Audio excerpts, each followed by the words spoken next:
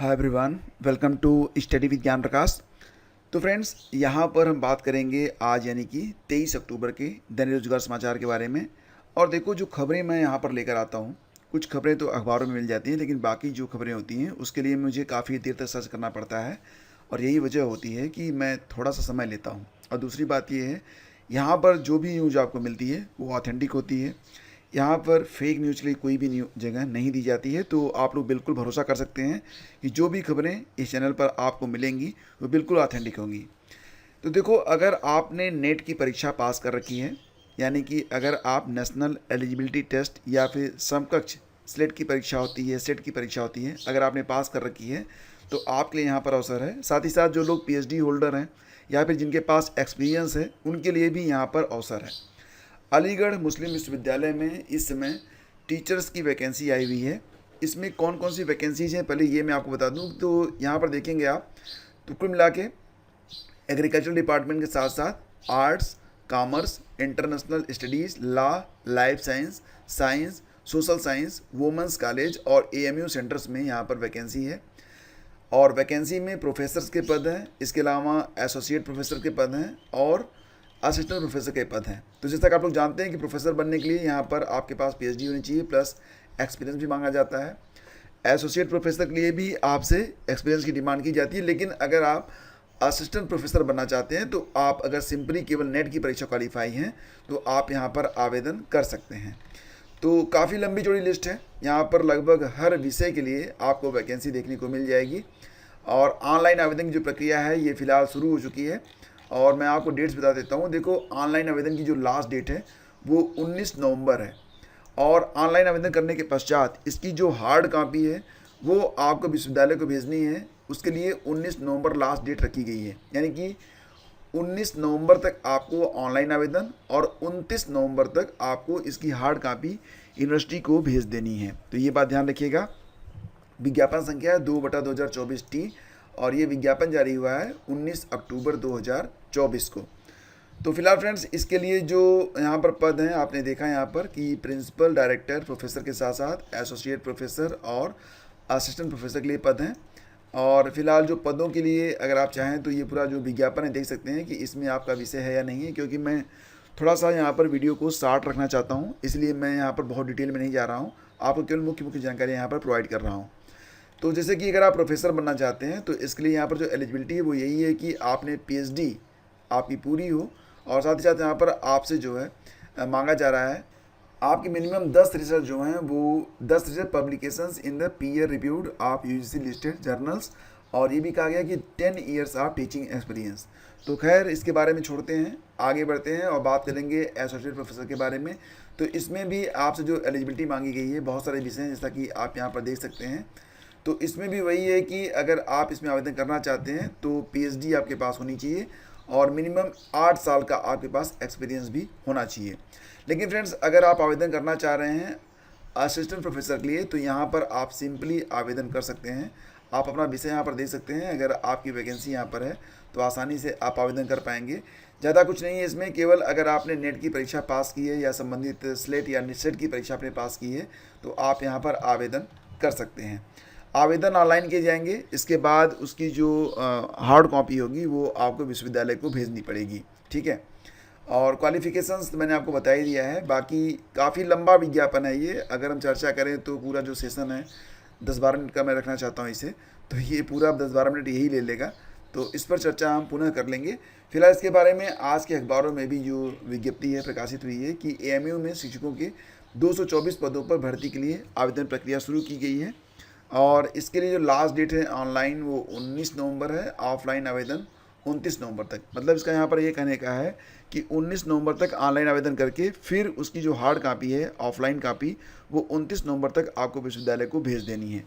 तो यहाँ पर पूरी डिटेल्स मैंने आपको उपलब्ध करवा दी है। बाकी जानकारी आप जो नोटिफिकेशन है उसको या फिर वेबसाइट पर जाकर ले सकते हैं। लिंक मैं आपको वीडियो के डिस्क्रिप्शन में डाल दूँगा। ठीक है, आगे बढ़ते हैं फ्रेंड्स। और देखो, यहाँ पर अगर आप बीएसएनएल, खैर मैं ये नहीं कहूँगा कि आप पोर्ट करा लो, क्योंकि बीएसएनएल में भी कुछ गड़बड़ियाँ यहाँ पर हैं। सबसे पहले तो ये है कि कॉल तो आपकी हो जाती है लेकिन डेटा कम चलता है और कुछ क्षेत्रों में चलता है, कुछ क्षेत्रों में नहीं चलता है, और जहाँ चलता है वहाँ चल जाता होगा, जहाँ नहीं चलता है तो वहाँ पर चलता ही नहीं है। आप छत पे चले जाओ या छत के ऊपर चले जाओ, कोई फ़ायदा नहीं है। ठीक है, तो यहाँ पर बीएसएनएल नहीं बढ़ाएगी टैरिफ ग्राहकों के लिए, साथ नई सेवाएँ। तो यहाँ पर देखो बीएसएनएल ने भी अपनी सेवाओं में यहाँ पर कुछ संशोधन करने का प्रयास किया है। स्पैम ब्लॉकर्स नाम से कोई एक सर्विस है, ये स्टार्ट कर रहे हैं। इसके अलावा सिम कियोस्क और डायरेक्ट टू डिवाइस सेवाएं इसमें शामिल रहेंगी। तो दूरसंचार कंपनी ने सीडैक के साथ साझेदारी में खनन कार्यों के लिए कम देरी वाली 5G संपर्क सेवा भी शुरू की है। और दूरसंचार मंत्री कौन है हमारे? ये हैं ज्योतिरादित्य सिंधिया। ध्यान रखना, एग्जाम में कई बार पूछा गया है दूरसंचार मंत्री कौन है। तो बीएसएनएल वर्षों से विभिन्न उपलब्धियां हासिल करते हुए लोगों की सेवा कर रही है। उन्होंने कहा कि अगले साल के मध्य तक बीएसएनएल के पास 1 लाख 4G साइट होगी, जिनमें से कुछ पर 5G सेवा भी उपलब्ध होगी। खैर, यहाँ पर मैं तो ये चाह रहा हूँ कि अगर पूरे देश में बीएसएनएल अपनी 3G की सेवाएं उपलब्ध करा दे और जो टैरिफ है अगर वो सेम रखा जाए जो कि अभी वर्तमान में है, तो निश्चित रूप से बहुत सारे लोगों का भला हो जाएगा, क्योंकि बहुत सारे लोग त्रस्त हैं इन मोबाइल कंपनियों की मनमानी से। और रिचार्ज के रेट तो इतने बढ़ चुके हैं कि मतलब मैं देख रहा हूँ कि बहुत सारे लोग ऐसे भी हैं जो 1 महीने रिचार्ज करवाते हैं तो 2 महीने नहीं करवाते हैं। सबके पास इतने पैसे नहीं होते भाई कि कोई जो है 2 सिम चला ले या फिर लगातार रिचार्ज करवाता रहे।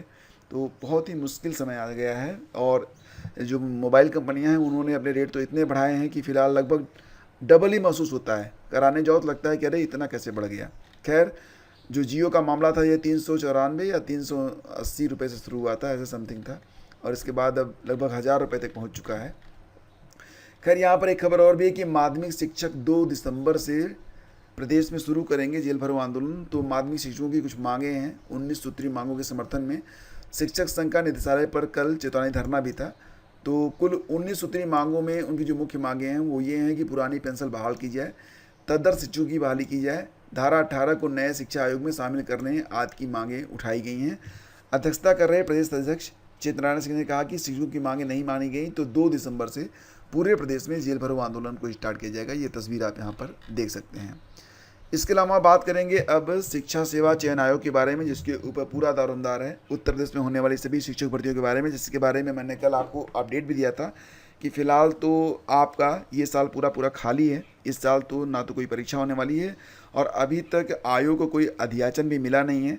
और फिलहाल यहाँ पर जो गठन की प्रक्रिया है वो इतनी स्लो है कि क्या बताएं आपसे, आप तो खुद ही जानते होंगे कि पहले तो 12 सदस्य आ गए, उसके बाद अध्यक्ष गायब थे, फिर यहाँ पर अभी भी कई सारे पद खाली हैं। अभी देखेंगे तो आप यहाँ पर जो 4 उप सचिव होते हैं वो भी यहाँ पर अभी नहीं हैं, उनकी भी भर्ती की जानी है। पुरानी शिक्षक भर्तियाँ जल्द कराने की तैयारी में जुटा आयोग। तो जल्द का मतलब भी कल आपने देखा होगा कि मिनिमम अभी आयोग कम से कम 4 से 5 महीने का समय लेगा, क्योंकि मार्च से पहले ये भर्तियाँ शुरू होने की चांसेस बिल्कुल नहीं के बराबर हैं। आयोग गठन के 6 महीने बाद भी नहीं की जा सकी नियुक्तियाँ, अभी भी बहुत सारे पद यहाँ पर खाली हैं। तो बहुत ही सुस्त तरीके से ये आयोग जो है वो आगे बढ़ रहा है, और आप मान के लिए कि अगले साल आपको कुछ नई भर्तियाँ, कुछ नए विज्ञापन और जो पुराने विज्ञापन हैं उसकी परीक्षाएं भी हो पाएंगी। तो फिलहाल तो यही है, और यहाँ पर बहुत डिटेल जाने की कोई ज़रूरत यहाँ पर नहीं है। आगे बढ़ते हैं, कुछ 1-2 और खबरें हैं उसको भी देख लेते हैं जो कि इम्पोर्टेंट हो सकती हैं आपके लिए।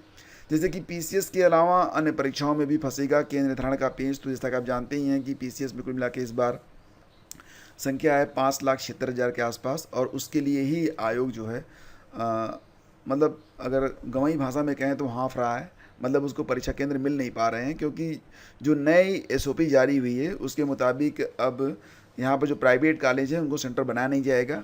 और रही बात कि अब जो परीक्षाएं हैं किस प्रकार से होंगी, तो उसके लिए यहाँ पर ये कहा गया कि 2 दिन में परीक्षा करवाई जाए, जिसका अभ्यर्थी विरोध कर रहे हैं। अभी आपने देखा था हाल ही में कि अगर 2 दिनों में परीक्षा हुई तो नॉर्मलाइजेशन होगा, और उसी के आधार पर फिर बहुत सारे बच्चे जो हैं वो परेशान हो जाएंगे। तो अगर यहाँ पर पीसीएस की परीक्षा जो है, जिसमें अभी 5 लाख समथिंग है, 76,000 के आसपास बच्चे हैं, अगर उनकी परीक्षा 2 दिन में होती है तो ये तो तय है कि 11 लाख की संख्या वाला जो आरओ है ये परीक्षा भी 2 दिन में हो पाएगी। खैर, आरओ के लिए पहले 2 पेपर होते थे, अब उनको एक में ही मतलब जोड़ दिया गया है। अब जीएस और हिंदी का पेपर एक साथ ही करवाया जाएगा।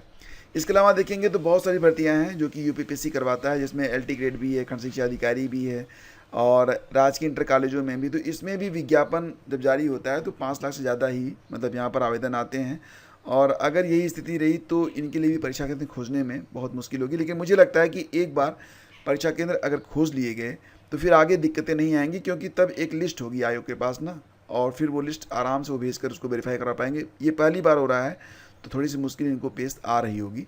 और फिलहाल अगर मुझे लगता है कि जो 49 जिलों में परीक्षा कराने के बारे में बात की जा रही है, उसका दायरा थोड़ा सा बढ़ा दिया जाए, यानी कि जिलों की संख्या बढ़ा दी जाए, या फिर जो कहा गया कि केंद्र मुख्यालय से, मतलब जिला मुख्यालय से जो केंद्र होंगे उनकी दूरी 10 किलोमीटर होगी, उसको 20 किलोमीटर कर दिया जाए, तब भी जो है समस्या हल हो सकती है। खैर बहुत सारे ऑप्शन है, सरकार चाहे तो आसानी से कर सकती है।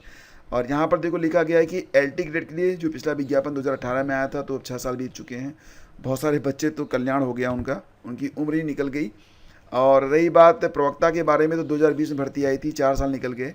देखो जिनकी उम्र ना 35 साल थी तब, वो अब 41 साल के हैं, 42 साल के हैं। और जिनकी उम्र तब 36 साल की थी, वो भी अब 40-41 साल के हैं।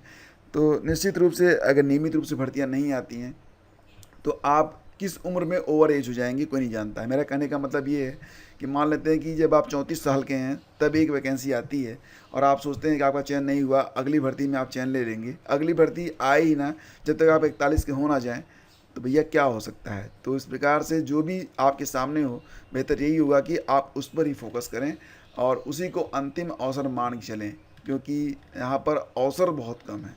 ठीक है, तो फिलहाल ये थी आज की news update. Thank you so much for watching the video. और चलते चलते पुनः आप लोगों से कहना चाहूँगा कि करंट अफेयर के लिए आप लोग पढ़ते रहिए। करंट अफेयर की जो मासिक पीडीएफ है और पूरी जो वार्षिक पीडीएफ है, दोनों का लिंक वीडियो के डिस्क्रिप्शन में है।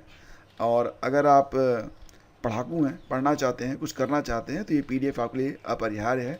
एक बार ज़रूर इसे पढ़िएगा, आपको पता चल जाएगा कि ये पीडीएफ बार बार पढ़ने के लिए मैं आप लोगों को क्यों कहता हूँ। मिलते हैं आपसे अगली वीडियो में, तब तक के लिए आज्ञा दीजिए। नमस्कार, जय हिंद। और हाँ फ्रेंड्स, वीडियो को लाइक और शेयर करिए, क्योंकि चैनल को आपके सपोर्ट की बहुत आवश्यकता है। Thank you.